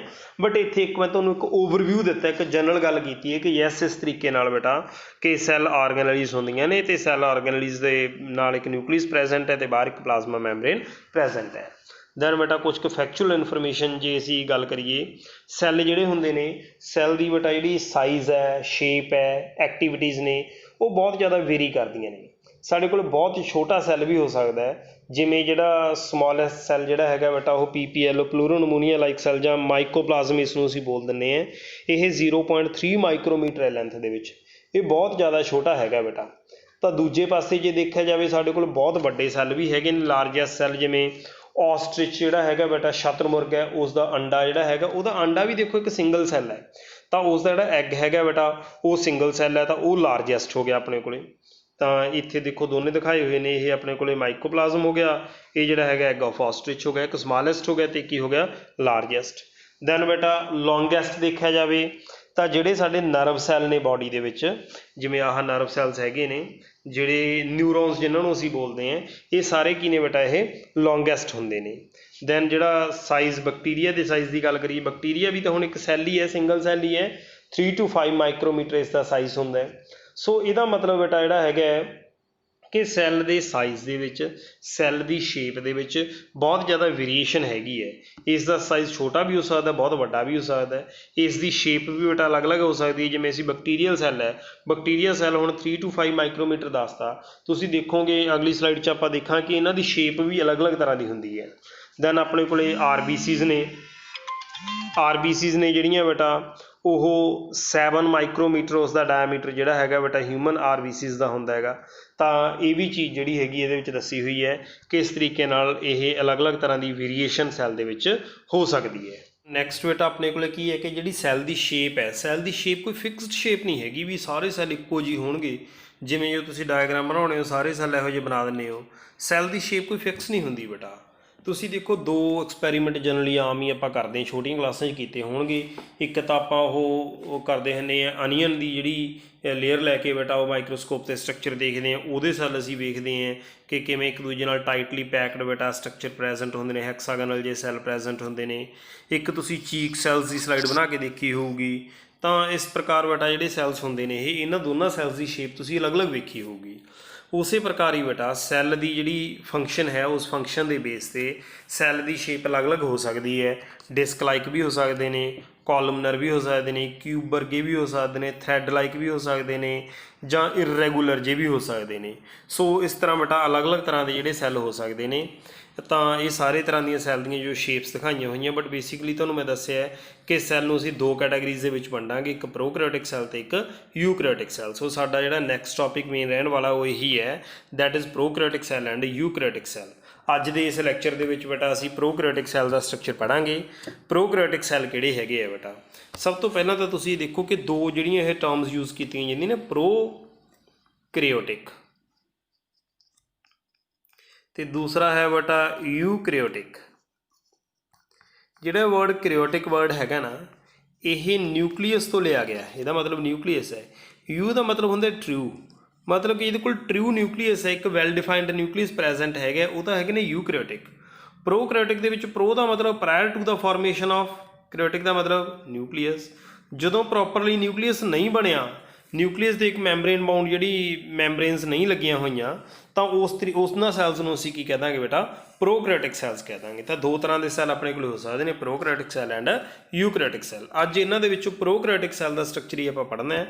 सो क्योंकि इन्हों के न्यूक्लीयर मैमब्रेन भी नहीं हैगी, इसका मतलब they have no membrane bound nucleus and organelles. तो मैमब्रेन बाउंड ऑर्गेनेलीज भी इन्हों को नहीं होंगी, जिमें माइटोकॉन्ड्रिया हो गया, क्लोरोप्लास्ट हो गया, ये सारिया मैमब्रेन बाउंड ऑर्गेनेलीज ने, यह इन्हों को प्रेजेंट नहीं होणगियां। ये की कुछ आ जाता है, ये बैक्टीरिया आ जाते हैं, ब्लू ग्रीन एलगी आ जाती है, माइकोप्लाज्मा आ जाता है, PPLO प्लूरोनमूनिया लाइक ऑर्गेनिजम्स, ये सारे की ने बेटा ये प्रोकैरियोटिक ने। ये प्रिमिटिव सैल्स होंगे ने बेटा, ये पूरी तरह डिवेलप्ड सैल्स नहीं है। इन्हों के कोले न्यूक्लीयस की जी मैमब्रेन प्रेजेंट ना होने करके वैल डिफाइंड न्यूक्लीयस नहीं हैगा, इस करके ये जनरली छोटे ने, मल्टीप्लाई बड़ी रैपिडली करते हैं, क्योंकि इन्हों का जो न्यूक्लीयस नहीं है, तो डिवीजन का मैकेनिज्म भी कंपलैक्स मैकेनिज्म नहीं है, सिंपल है। सो फास्ट डिवीजन होंगी है, तो शेप तो साइज़ इन्हों का जोड़ा है बेटा, वेरीएशन बहुत ज़्यादा मिलती ने, जिमें आप बैक्टीरियल सैल के ही देखते हैं। अपने को बेटा ये बैक्टीरियल सैल जोड़े रॉड लाइक भी हो सकते हैं, इन्हों आप बैसिलस बोलते हैं। दैन ये बेटा स्फेरिकल हो सकते हैं, जिन्होंने आप कॉकस बोल दें, कॉमा लाइक हो सकते हैं, जिन्होंने आप विब्रियो बोल दें, स्पायरल हो सकते हैं, जिन्होंने आप स्पायरेलम बोलते हैं। सो अलग अलग तरह के जोड़े प्रोकैरियोटिक सैल बेटा हो सकते हैं, बैसिलस, कॉकस, विब्रियो, ये ना जोड़ा है अलग अलग तरह के जो शेप्स तुहानूं मैं इत्थे दस रहा। ये जो किंगडम मोंद्रा कराया सी, जिस तुहानूं बैक्टीरिया का स्ट्रक्चर करवाया सी, बिल्कुल उत्थे भी ये सारियां चीज़ां बेटा दसियां हुई ने कि किवें साडे कोले बैसिलस है, आ कोकस है, आ विब्रियो है, तो आह स्पायरेलम है। तो ये बेटा इन्हों की शेप अलग अलग तरह की हो सकती है। हुण जे बेसिकली स्ट्रक्चर देखा जाए प्रोकैरियोटिक सैल का, प्रोकैरियोटिक सैल दे विच किहड़े-किहड़े पार्ट उसदे हैगे है, तो ये बाहर बेटा सब तो पहला तो यदी इनवैल्प होगी, जी सैल इनवैल्प आ प्रोकैरियोटिक सैल की। उस तो बाद दे विच बेटा ये अंदर प्रेजेंट जिहड़ियां ऑर्गेनेलीज ने, उहदे चों देखो आह न्यूक्लियड बोलांगे इनू, क्योंकि वैल डिफाइंड न्यूक्लीयस नहीं है, मैमब्रेन नहीं। जिवें मैं ड्रॉ करती, जे इस तरह मैमब्रेन प्रेजेंट हो तो वैल डिफाइंड न्यूक्लीयस कह दें, बट क्योंकि यह मैमब्रेन नहीं हैगी, इसका मतलब न्यूक्लियड है। ये बेटा फ्लैजला लगी हुई है, आ टेल लाइक स्ट्रक्चर फ्लैजला, पिलाई आ लगे हुए ने, विब्रियो जोड़े फिम्बरी, ये सारे स्ट्रक्चर लगे ने, विच राइबोसोम्स प्रेजेंट ने, होर कुछ इनक्लूजन बॉडीज़ प्रेजेंट ने। तो जोड़े 7 पार्ट मैं इत्थे लिखे 1 बाय 1 करके इन्होंने सारे बारे आप बेटा पढ़ते हैं। सब तो पहला है सैल इनवैल्प, जिहड़ी इहदी बाहरली मैमब्रेन है। तुसीं देखो भी हुण बैक्टीरिया ने, मान लो बैक्टीरिया जिन्ने भी है ने सारे प्रोकैरियोटिक सैल ने, क्योंकि जो आप डिवीजन की सी, डिवीजन जी मैं तुहानूं दसदा सी कि 5 किंगडम्स डिवाइड किया, kingdom Monera, kingdom Protista, kingdom Fungi, kingdom Animalia, kingdom Plantae. ये कला आ प्रोकैरियोटिक सी, बाकी सारे की सी बेटा वो यूकैरियोटिक सी। ਇਹਦਾ मतलब किंगडम मोंद्रा ਜਿਹੜਾ हैगा वो प्रोकैरियोटिक है, ये सारे बैक्टीरिया आते हैं। तो इन्हों की जी मैमब्रेन है बाहर वाली जी एक्सटर्नल कवरिंग हैगी है, वो एक कंपलैक्स प्रोटैक्टिव कवरिंग है, जी बेटा 3 लेयर्स की बनी हुई है। सब तो बाहर तो ये शीथ लगी, जिन्होंने ग्लाइकोकेलेक्स बोलते हैं। उस तो अंदर बेटा हैगी सैल वॉल, तो सब तो अंदर हैगी प्लाज्मा मैमब्रेन। हुण प्लाज्मा मैमब्रेन तो सारे लिविंग सैल्स के प्रेजेंट होगी ही होगी, ਉਹਦੇ ਬਾਹਰ सैल वॉल तो ग्लाइकोकेलेक्स ਜਿਹੜੇ ਹੈਗੇ ਨੇ, ਇਹ ਦੋਨੋਂ ਚੀਜ਼ਾਂ ਵੀ बेटा प्रेजेंट ਹੈਗੀਆਂ ਨੇ ਕਿਹਦੇ ਵਿੱਚ, किंगडम मोंद्रा ਦੇ ਵਿੱਚ। ਤਾਂ ਸਭ ਤੋਂ ਪਹਿਲਾਂ बेटा ਅਸੀਂ ਗੱਲ ਕਰਦੇ ਹਾਂ ग्लाइकोकेलेक्स ਦੀ। ग्लाइकोकेलेक्स आउटर लेयर है, ਇਹਦੀ ਕੰਪੋਜੀਸ਼ਨ, ਇਹਦੀ थिकनेस अलग अलग बैक्टीरिया 'ਚ अलग अलग तरह की होगी। तो बेटा ये जिहड़ी हैगी है ये लूज शीथ या कोई कैप्सूल जी थिक तो टफ भी हो सकती है, अलग अलग तरह की बेटा ये वेरीएशन हो सकती है। दैन इस तो नैक्सट अपने को आ गई middle layer, that is cell wall. Cell wall जी हैगी है बेटा ये सारे प्रोकैरियोट्स के प्रेजेंट होंगी है। मिडल लेयर हैगी है, ये सैल नूं एक शेप दिंदी है, क्योंकि रिजिड होंगी है। प्लाज्मा मैमब्रेन है ना जी इस अंदर पई है, वो रिजिड नहीं होंगी, वो होंगी है फ्लैक्सीबल। बट जी सैल वॉल है, सैल वॉल की होंगी है ਰਿਜਿਡਿਟੀ ਹੋਣ ਕਰਕੇ ਇਹ ਸੈੱਲ ਨੂੰ ਇੱਕ ਸ਼ੇਪ ਪ੍ਰੋਵਾਈਡ ਕਰਦੀ ਹੈ। It gives shape to the cell and provides a structural support to prevent the bacteria from bursting or collapsing, ਤਾਂ ਕਿ ਬੈਕਟੀਰੀਆ ਟੁੱਟੇ ਨਾ, ਬਰਸਟ ਨਾ ਕਰੇ। ਉਹ ਜਿਹੜਾ ਹੈਗਾ ਬੇਟਾ ਉਹ ਵੀ ਕੰਮ ਕੀਤਾ ਸੈੱਲ ਦਾ ਵਾਲ ਦਾ ਹੈ। ਦੈਨ ਨੈਕਸਟ ਜਿਹੜੀ ਇਨਰ ਲੇਅਰ ਹੈਗੀ ਹੈ ਦੈਟ ਇਜ਼ ਪਲਾਜ਼ਮਾ ਮੈਂਬਰੇਨ। ਤਾਂ ਜਿਹੜੀ ਪਲਾਜ਼ਮਾ ਮੈਂਬਰੇਨ ਹੈ ਇਹ ਸੈਮੀ ਪਰਮੀਏਬਲ ਹੁੰਦੀ ਹੈ। ਸੈਮੀ ਪਰਮੀਏਬਲ ਦਾ ਮਤਲਬ ਕੀ ਹੁੰਦਾ ਬੇਟਾ ਕਿ ਇਹ ਆਪਣੇ ਵਿੱਚੋਂ ਜਿੰਨੇ ਵੀ ਸਲਿਊਟ ਪਾਰਟੀਕਲਸ ਹੈਗੇ ਨੇ ਉਹਨਾਂ ਨੂੰ ਅਲਾਉ ਨਹੀਂ ਕਰਦੀ, ਬਟ ਜਿਹੜਾ ਸੋਲਵੈਂਟ ਹੈਗਾ ਸੋਲਵੈਂਟ ਪਾਰਟੀਕਲਸ ਨੂੰ ਜਿਹੜਾ ਹੈਗਾ ਬੇਟਾ ਇਹ ਅਲਾਉ ਕਰਦੀ ਹੈ ਆਪਣੇ ਚੋਂ ਪਾਸ ਹੋਣਾ। ਸੋ ਇਹ ਸਟਰਕਚਰਲੀ ਜਿਹੜੀ ਹੈਗੀ ਹੈ ਬੇਟਾ ਯੂਕੈਰੀਓਟਸ ਦੇ ਵਿੱਚ ਜਿਹੋ ਜਿਹੀ ਪਲਾਜ਼ਮਾ ਮੈਂਬਰੇਨ ਹੁੰਦੀ ਹੈ ਉਹੋ ਜਿਹੀ ਹੀ ਪਲਾਜ਼ਮਾ ਮੈਂਬਰੇਨ ਪ੍ਰੋਕੈਰੀਓਟਸ ਦੇ ਵਿੱਚ ਹੁੰਦੀ ਹੈ। ਕਿਉਂਕਿ ਨਾ ਯੂਕੈਰੀਓਟਸ ਦੇ ਵਿੱਚ ਜਿਵੇਂ ਹੁਣ ਐਨੀਮਲ ਸੈੱਲ ਹੈ, ਐਨੀਮਲ ਸੈੱਲ ਦੇ ਵਿੱਚ ਬਾਹਰ ਜਿਹੜੀਆਂ ਤਿੰਨੋਂ ਲੇਅਰ, 2 ਲੇਅਰਸ ਨੇ, ਗਲਾਈਕੋਕਿਲੈਕਸ ਇਹ ਨਹੀਂ ਹੁੰਦਾ, ਸੈੱਲ ਵਾਲ ਇਹ ਨਹੀਂ ਹੁੰਦਾ, ਕੱਲੀ ਪਲਾਜ਼ਮਾ ਮੈਂਬਰੇਨ ਹੀ ਹੁੰਦੀ ਹੈ ਬਾਹਰੋਂ ਪ੍ਰੈਜ਼ੈਂਟ। ਤਾਂ ਇਸੇ ਕਰਕੇ ਦੇਖੋ ਹੁਣ ਸ਼ੇਪ ਦਾ ਫਰਕ ਹੈ। ਮੈਂ ਤੁਹਾਨੂੰ ਦੱਸਿਆ ਸੀ ਨਾ ਵੀ ਪਲਾਂਟ ਸੈੱਲ ਦੀ ਸ਼ੇਪ ਹੈ, ਤੁਸੀਂ ਅਨੀਅਨ ਦੀ ਵੀ ਸ਼ੇਪ ਦੇਖੀ ਹੈ ਅਤੇ ਚੀਕ ਸੈੱਲਸ ਦੀ ਵੀ ਦੇਖੀ ਹੈ। ਅਨੀਅਨ ਸੈੱਲਸ ਦੀ ਜੇ ਤੁਸੀਂ ਸ਼ੇਪ ਦੇਖੀ ਹੋਊਗੀ ਤੁਸੀਂ ਮਾਈਕਰੋਸਕੋਪ 'ਤੇ ਤਾਂ ਤੁਹਾਨੂੰ ਇਸ ਤਰ੍ਹਾਂ ਦੇ ਸੈੱਲਸ ਜਿਹੜੇ ਹੈਗੇ ਨੇ ਦਿਖਾਈ ਦਿੱਤੇ ਹੋਣਗੇ, ਬਟ ਚੀਕ ਸੈੱਲਸ ਦੀ ਜਿਹੜੀ ਸ਼ੇਪ ਹੈਗੀ ਹੈ ਬੇਟਾ ਉਹ ਕੋਈ ਡੈਫੀਨਿਟ ਜੀ ਸ਼ੇਪ ਨਹੀਂ ਸੀਗੀ, ਕਿਉਂਕਿ ਚੀਕ ਸੈੱਲ ਐਨੀਮਲ ਸੈੱਲ ਸੀ, ਉਹਨਾਂ ਦੇ ਸੈੱਲ ਵਾਲ ਨਹੀਂ ਸੀ, ਬਟ ਆਹ ਪਲਾਂਟ ਸੈੱਲ ਸੀ, ਇਹਨਾਂ ਦੇ ਸੈੱਲ ਵਾਲ ਸੀਗੀ। ਚਾਹੇ ਦੀ ਜਿਹੜੇ ਦੋਨੋਂ ਮੈਂ ਗੱਲਾਂ ਕਰ ਰਹੇ ਹਾਂ ਦੋਨੋਂ ਸੈੱਲ ਦੋਨੋਂ ਹੀ ਯੂਕੈਰੀਓਟਿਕ ਨੇ, ਬਟ ਜਿਹੜਾ ਯੂਕੈਰੀਓਟਿਕ ਪਲਾਂਟ ਸੈੱਲ ਹੈ ਇਹਦੇ ਕੋਲੇ ਸੈੱਲ ਵਾਲ ਪ੍ਰੈਜ਼ੈਂਟ ਹੈ, ਬਿਲਕੁਲ ਉਸੇ ਤਰੀਕੇ ਨਾਲ ਹੀ ਪ੍ਰੋਕੈਰੀਓਟਸ ਕੋਲੇ ਵੀ ਸੈੱਲ ਵਾਲ ਪ੍ਰੈਜ਼ੈਂਟ ਹੈ। ਇਸ ਕਰਕੇ ਮੈਂ ਇੱਥੇ ਐਗਜ਼ਾਮਪਲ ਤੁਹਾਨੂੰ ਇਹ ਦੇ ਰਿਹਾ ਕਿ ਸੈੱਲ ਵਾਲ ਜਿਹੜੀ ਹੈਗੀ ਹੈ ਬੇਟਾ ਉਹ ਪ੍ਰੋਕੈਰੀਓਟਸ 'ਚ ਹੁੰਦੀ ਹੈ, ਬਟ ਪਲਾਜ਼ਮਾ ਮੈਂਬਰੇਨ ਉਹ ਪ੍ਰੋਕੈਰੀਓਟਸ 'ਚ ਵੀ ਹੈ ਅਤੇ ਯੂਕੈਰੀਓਟਸ ਦੇ ਵਿੱਚ ਵੀ ਹੈ, ਅਤੇ ਸਟਰਕਚਰ ਦੋਨਾਂ ਦਾ ਆਲਮੋਸਟ ਕੀ ਹੈ ਬੇਟਾ ਉਹ ਸੇਮ ਸਟਰਕਚਰ ਹੈ। ਸੋ ਇਹਦੇ ਨਾਲ ਆਪਣੀ ਬੇਟਾ ਸਭ ਤੋਂ ਬਾਹਰ ਵਾਲਾ ਪਾਰਟ ਆ ਕਵਰ ਹੋ ਗਿਆ। ਸੈੱਲ ਇਨਵੈਲਪ, ਸੈੱਲ ਇਨਵੈਲਪ ਦੇ 3 ਪਾਰਟ ਦੱਸੇ। ਆਊਟਰ ਮੋਸਟ ਇਜ਼ ਗਲਾਈਕੋਕਿਲੈਕਸ, ਜਿਹਦੇ ਬਾਰੇ ਮੈਂ ਦੱਸਿਆ ਕਿ ਉਹ ਥਿਨ ਵੀ ਹੋ ਸਕਦਾ ਹੈ ਅਤੇ ਇੱਕ ਥਿਕ ਸ਼ੀਟ ਕੈਪਸੂਲ ਦੀ ਲਾਈਕ ਵੀ ਹੋ ਸਕਦਾ ਹੈ। ਦੈਨ ਸੈੱਲ ਵਾਲ ਜਿਹੜੀ ਕਿ ਇੱਕ ਰਿਜਿਡ ਵਾਲ ਹੈਗੀ ਹੈ। ਦੈਨ ਪਲਾਜ਼ਮਾ ਮੈਂਬਰੇਨ ਜਿਹੜੀ ਕਿ ਅੰਦਰ ਹੈ ਫਲੈਕਸੀਬਲ ਹੈਗੀ ਹੈ ਬੇਟਾ, ਉਹ ਸੈਮੀ ਪਰਮੀਏਬਲ ਹੈਗੀ ਹੈ, ਅਤੇ ਪ੍ਰੋਕੈਰੀਓਟ ਅਤੇ ਯੂਕੈਰੀਓਟਸ ਦਾ ਆਲਮੋਸਟ ਸੇਮ ਸਟਰਕਚਰ ਹੈਗਾ। ਇਸ ਤੋਂ ਬਾਅਦ ਦੇ ਵਿੱਚ ਬੇਟਾ ਆਪਣੇ ਕੋਲ ਸੈੱਲ ਇਨਵੈਲਪ ਬਾਰੇ ਹੋਰ ਦੱਸਿਆ ਹੋਇਆ ਹੈ ਕਿ ਸੈੱਲ ਦੀ ਇਨਵੈਲਪ ਦੇ ਬੇਸ 'ਤੇ ਇਹ ਬੇਟਾ ਜਿਹੜੀ ਗ੍ਰਾਮ ਸਟੇਨ ਹੈ ਉਹਨੂੰ ਕਿਸ ਤਰ੍ਹਾਂ ਦਾ ਰਿਸਪੌਂਡ ਕਰਦੇ ਹੈ। ਮਤਲਬ ਕਿ ਇੱਕ ਸਟੇਨ ਹੈ, ਇੱਕ ਡਾਈ ਹੈ, ਜਿਵੇਂ ਆਪਾਂ ਕਲਰ ਜਿਹੜਾ ਹੈਗਾ ਕਿਸੇ ਨੂੰ ਦੇਣਾ ਹੈ, ਉਹ ਕਿਸ ਤਰ੍ਹਾਂ ਦੀ ਸਟੇਨ ਲੈਂਦੇ ਆ ਬੇਟਾ, ਉਸ ਬੇਸ ਦੇ ਉੱਤੇ 2 ਤਰ੍ਹਾਂ ਦੇ ਸੈੱਲ ਆਪਣੇ ਕੋਲ ਹੁੰਦੇ ਹੈ। ਤਾਂ ਇਹ ਜਿਹੜੀ ਹੈਗੀ ਹੈ ਬੇਟਾ ਕ੍ਰਿਸਟਨਗ੍ਰਾਮ ਨੇ, ਕਿਉਂਕਿ ਇਹਨਾਂ ਦਾ ਸਾਇੰਟਿਸਟ ਦਾ ਨਾਮ ਹੈ ਕ੍ਰਿਸਟਨਗ੍ਰਾਮ, ਇਹਨਾਂ ਦੇ ਨਾਮ ਦੇ ਉੱਤੇ ਹੀ ਇਹ 2 ਤਰ੍ਹਾਂ ਦੇ ਬੈਕਟੀਰੀਆ ਬਣਾਏ ਜਾਂਦੇ ਨੇ। ਇਹਨਾਂ ਨੇ ਨਾ ਪਲਾਂਟ ਸੈੱਲ ਦੀ ਸਟੇਨਿੰਗ ਦਾ ਇੱਕ ਮੈਥਡ ਬਣਾਇਆ ਸੀ, ਪ੍ਰੋਕੈਰੀਓਟਿਕ ਸੈੱਲ ਦੀ, ਬੈਕਟੀਰੀਅਲ ਸੈੱਲ ਦੀ ਸਟੇਨਿੰਗ ਦਾ ਇੱਕ ਟੈਕਨੀਕ ਡਿਵੈਲਪ ਕੀਤਾ ਸੀ। ਸਟੇਨਿੰਗ ਅਸੀਂ ਇਸ ਕਰਕੇ ਕਰਦੇ ਹਾਂ ਬੇਟਾ ਕਿ ਜਦੋਂ ਮਾਈਕਰੋਸਕੋਪ ਦੇ ਉੱਤੇ ਅਸੀਂ ਸੈੱਲ ਨੂੰ ਦੇਖਦੇ ਹਾਂ ਨਾ, ਪ੍ਰੋਕੈਰੀਓਟਿਕ ਸੈੱਲਸ ਨੂੰ ਓਬਜ਼ਰਵ ਕਰਦੇ ਹਾਂ, ਤਾਂ ਉਹਦੀ ਸੈੱਲ ਇਨਵੈਲਪ ਅਲੱਗ ਤਰ੍ਹਾਂ ਦੀ ਸਟੇਨਿੰਗ ਲੈ ਲੇ, ਆਰਗੈਨਲੀਜ਼ ਅਲੱਗ ਤਰ੍ਹਾਂ ਦੀਆਂ ਸਟੇਨਿੰਗ ਲੈ ਲੈਣ, ਅਲੱਗ-ਅਲੱਗ ਕਲਰ ਲੈ ਲੈਣ, ਅਲੱਗ-ਅਲੱਗ ਡਾਈ ਹੋ ਜੇ, ਤਾਂ ਕਿ ਸਾਨੂੰ ਪਤਾ ਲੱਗ ਜੇ। ਇਸ ਕਰਕੇ ਸਟੇਨਿੰਗ ਕੀਤੀ ਜਾਂਦੀ ਹੈ। ਤਾਂ ਹੁਣ ਜਿਹੜੀ ਸਟੇਨਿੰਗ ਦੇ ਬੇਸ 'ਤੇ ਕਿ ਕੋਈ ਜਿਹੜਾ ਸੈੱਲ ਹੈਗਾ ਉਹ ਗ੍ਰਾਮ ਸਟੇਨ ਲੈ ਰਿਹਾ ਜਾਂ ਨਹੀਂ ਲੈ ਰਿਹਾ, ਜੇ ਉਹ ਗ੍ਰਾਮ ਸਟੇਨ ਲੈ ਰਿਹਾ ਦੈਨ ਅਸੀਂ ਉਸਨੂੰ ਬੇਟਾ ਕੀ ਬੋਲਾਂਗੇ, ਗ੍ਰਾਮ ਪੋਜ਼ਿਟਿਵ ਬੋਲਾਂਗੇ, ਅਤੇ ਜੇ ਉਹ ਬੇਟਾ ਗ੍ਰਾਮ ਸਟੇਨ ਨਹੀਂ ਲੈਂਦਾ ਤਾਂ ਅਸੀਂ ਉਸਨੂੰ ਕੀ ਬੋਲਾਂਗੇ ਬੇਟਾ, ਗ੍ਰਾਮ ਨੈਗੇਟਿਵ ਬੋਲਾਂਗੇ। ਹੁਣ ਪ੍ਰੋਕੈਰੀਓਟਸ ਦੇ ਵਿੱਚ ਸੈੱਲ ਇਨਵੈਲਪ ਤੋਂ ਨੈਕਸਟ ਜਿਹੜਾ ਪਾਰਟ ਸਾਡੇ ਕੋਲ ਹੈ ਦੈਟ ਇਜ਼ ਮੀਜ਼ੋਸੋਮ ਐਂਡ ਕ੍ਰੋਮੈਟੋਫੋਰਸ। ਹੁਣ ਮੀਜ਼ੋਸੋਮਸ ਕੀ ਨੇ ਬੇਟਾ, ਅਲੱਗ-ਅਲੱਗ ਚੀਜ਼ਾਂ ਨੇ ਇਹ ਮੀਜ਼ੋਸੋਮ ਅਤੇ ਕ੍ਰੋਮੈਟੋਫੋਰ। ਮੀਜ਼ੋਸੋਮ ਕੀ ਹੈਗੇ ਨੇ, ਜਿਹੜੀ ਬੇਟਾ ਇਹ ਪਲਾਜ਼ਮਾ, ਦੇਖੋ ਤਾਂ ਮੈਂ ਦੱਸਿਆ ਸੀ ਕਿ 3 ਚੀਜ਼ਾਂ ਨੇ ਸਾਡੇ ਕੋਲ। ਸਭ ਤੋਂ ਪਹਿਲਾਂ ਤਾਂ ਆਹ ਗਲਾਈਕੋਕਿਲੈਕਸ ਹੋ ਗਈ, ਦੈਨ ਸੈੱਲ ਵਾਲ ਹੋ ਗਈ, ਅੰਦਰਲੀ ਕੀ ਹੋ ਗਈ ਪਲਾਜ਼ਮਾ ਮੈਂਬਰੇਨ। ਅੰਦਰ ਵਾਲੀ ਜਿਹੜੀ ਪਲਾਜ਼ਮਾ ਮੈਂਬਰੇਨ ਹੈ ਉਸ ਪਲਾਜ਼ਮਾ ਮੈਂਬਰੇਨ ਦੀ ਇੱਕ ਇਨਫੋਲਡਿੰਗ ਹੈ, ਉਹ ਅੰਦਰ ਵੱਲ ਨੂੰ ਫੋਲਡ ਹੋ ਗਈ। ਜਿਹੜੀ ਪਲਾਜ਼ਮਾ ਮੈਂਬਰੇਨ ਦੀ ਇਨਫੋਲਡਿੰਗ ਹੈ ਇਸ ਇਨਫੋਲਡਿੰਗ ਨੂੰ ਅਸੀਂ ਬੋਲਦੇ ਹਾਂ ਬੇਟਾ ਮੀਜ਼ੋਸੋਮ। ਇਹ ਵੈਸੀਕਲਸ ਦੀ ਫਾਰਮ ਦੇ ਵਿੱਚ ਜਾਂ ਟਿਬਿਊਲਸ ਦੀ ਫਾਰਮ ਦੇ ਵਿੱਚ ਬੇਟਾ ਇਨਵਰਡ ਫੋਲਡਿੰਗ ਹੁੰਦੀ ਹੈ। ਜਿਹੜੀ ਇਹ ਇਨਵਰਡ ਫੋਲਡਿੰਗ ਹੈਗੀ ਹੈ ਬੇਟਾ, ਇਹ ਕੀ ਕੁਝ ਕੰਮ ਕਰਦੀ ਹੈ, ਕੀ ਫੰਕਸ਼ਨ ਪਰਫੋਰਮ ਕਰਦੀ ਹੈ, ਤਾਂ ਇਸ ਦੇ ਵਿੱਚ ਸਭ ਤੋਂ ਪਹਿਲਾਂ ਬੇਟਾ ਇਹ ਹੈ ਕਿ ਸੈੱਲ ਵਾਲ ਦੀ ਫਾਰਮੇਸ਼ਨ 'ਚ ਹੈਲਪ ਕਰਦੀ ਹੈ, ਕਿਉਂਕਿ ਇਹਦੇ ਬਾਹਰ ਕੀ ਹੈ, ਸੈੱਲ ਵਾਲ ਹੈ, ਪਲਾਜ਼ਮਾ ਮੈਂਬਰੇਨ ਹੈ, ਪਲਾਜ਼ਮਾ ਮੈਂਬਰੇਨ ਤੋਂ ਬਾਹਰ ਕੀ ਹੈ, ਸੈੱਲ ਵਾਲ। ਸੋ ਸੈੱਲ ਵਾਲ ਦੀ ਫਾਰਮੇਸ਼ਨ 'ਚ ਹੈਲਪ ਕੌਣ ਕਰਦਾ ਹੈ, ਮੀਜ਼ੋਸੋਮਸ ਕਰਦੇ ਆ। ਦੈਨ ਇਹ DNA ਦੀ ਰੈਪਲੀਕੇਸ਼ਨ 'ਚ ਹੈਲਪ ਕਰਦੇ। DNA ਦੀ ਰੈਪਲੀਕੇਸ਼ਨ ਕੀ ਹੈ ਜਾਂ DNA ਕੀ ਹੈ ਬੇਟਾ, ਹਰ ਇੱਕ ਸੈੱਲ ਦੇ ਵਿੱਚ ਨਾ ਇੱਕ ਜੈਨੇਟਿਕ ਮਟੀਰੀਅਲ ਹੁੰਦਾ ਹੈ ਜਿਹਦੇ ਕੋਲੇ ਸੈੱਲ ਦੀ ਸਾਰੀ ਇਨਫੋਰਮੇਸ਼ਨ ਸਟੋਰ ਹੁੰਦੀ ਹੈ। ਸੈੱਲ ਨੇ ਕਿਸ ਤਰ੍ਹਾਂ ਫੰਕਸ਼ਨ ਪਰਫੋਰਮ ਕਰਨਾ ਹੈ, ਸੈੱਲ ਨੇ ਕਿਹੋ ਜਿਹੇ ਪ੍ਰੋਟੀਨਸ ਬਣਾਉਣੇ ਨੇ, ਉਹ ਸਾਰੀ ਇਨਫੋਰਮੇਸ਼ਨ DNA ਦੀ ਫਾਰਮ ਦੇ ਵਿੱਚ ਸੈੱਲ ਕੋਲੇ ਹੁੰਦੀ ਹੈ। ਤਾਂ ਜਿਹੜੀ ਬੇਟਾ ਉਹ DNA ਦੀ ਫਾਰਮ 'ਚ ਇਨਫੋਰਮੇਸ਼ਨ ਹੈ ਤਾਂ ਉਹ DNA ਤੋਂ DNA ਦੀਆਂ ਕਾਪੀਜ਼ ਪ੍ਰਪੇਅਰ ਕਰਨੀਆਂ ਪੈਂਦੀਆਂ ਨੇ। ਉਸ ਪ੍ਰੋਸੈਸ ਨੂੰ ਅਸੀਂ ਕੀ ਬੋਲਦੇ ਹਾਂ, DNA ਦੀ ਰੈਪਲੀਕੇਸ਼ਨ। ਅਤੇ ਰੈਪਲੀਕੇਸ਼ਨ ਦੇ ਵਿੱਚ ਵੀ ਜਿਹੜੀਆਂ ਮੀਜ਼ੋਸੋਮਸ ਨੇ ਇਹ ਆਪਣਾ ਰੋਲ ਪਲੇ ਕਰਦੀਆਂ ਨੇ। ਦੈਨ ਜਿਹੜਾ ਬੇਟਾ ਡੀਐਨਏ ਹੈ, ਡੀਐਨਏ ਕੰਡੈਂਸ ਹੋ ਜਾਂਦਾ ਇਨ ਦਾ ਫਾਰਮ ਆਫ ਕ੍ਰੋਮੋਸੋਮਸ, ਤੇ ਇਹਨਾਂ ਕ੍ਰੋਮੋਸੋਮਸ ਨੂੰ ਡਾਟਰ ਸੈਲਸ ਤੱਕ, ਕਿਉਂਕਿ ਇੱਕ ਸੈੱਲ ਦੋ ਸੈਲਸ ਦੇ ਵਿੱਚ ਡਿਵਾਈਡ ਹੋਊਗਾ। ਰਡੋਲਫ ਵਰਚੂ ਨੇ ਕਿਹਾ ਸੀ ਓਮਨੇ ਸੈਲੂਲਾਈ ਸੈੱਲ ਆ ਵੀ cells come from the pre existing cell. ਤਾਂ ਇੱਕ ਸੈੱਲ ਤੋਂ ਜਦੋਂ ਦੋ ਸੈੱਲ ਬਣ ਗਏ, ਡਾਟਰ ਸੈਲਸ ਬਣ ਗਏ, ਪੇਰੈਂਟ ਸੈੱਲ ਦਾ ਜਿਹੜਾ ਜੈਨੇਟਿਕ ਮਟੀਰੀਅਲ ਹੈ ਉਹ ਡਾਟਰ ਸੈਲਸ ਵਿੱਚ ਡਿਸਟਰੀਬਿਊਟ ਹੋਣਾ ਹੈ। ਉਹ ਵੀ ਕੌਣ ਹੈਲਪ ਕਰੂਗਾ ਬੇਟਾ? ਉਹ ਵੀ ਮੀਜ਼ੋਸੋਮਸ ਕਰਨਗੇ। ਰੈਸਪੀਰੇਸ਼ਨ ਦੇ ਵਿੱਚ ਹੈਲਪ ਕਰਦੇ ਹੈ, ਸਕਰੀਸ਼ਨ ਦੇ ਵਿੱਚ ਹੈਲਪ ਕਰਦੇ ਹੈ।